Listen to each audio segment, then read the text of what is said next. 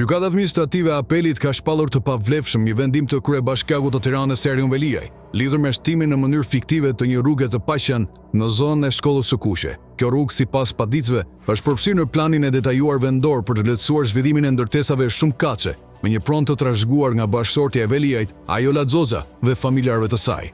Gjykata pranoi se akti ishte në kundërshtim me ligjin, por nuk e cilësoi si konflikt interesi, duke theksuar se një i tillë nuk u provua në mënyrë të drejtë për drejtë. Familja Çoku, nëpërmjet paditës së saj, solli dokumente që vërtetonin se rruga e re nuk ekzistonte në realitet dhe ishte sajuar për të favorizuar lejet e ndërtimit dhe një truall në pronësi të familjes Xoza.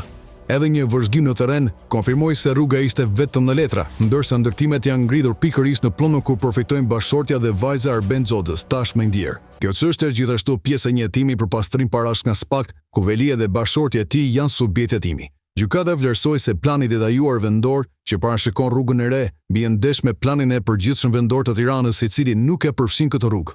Rrjedhimisht, çdo veprim për ndërtim mbi këtë bazë është në kundërshtim me ligjin dhe dëmton të drejtën e pronës. Për këtë arsye, PDV-ja dhe zonën TR7 është shpallur absolutisht e pavlerëshme nga gjykata.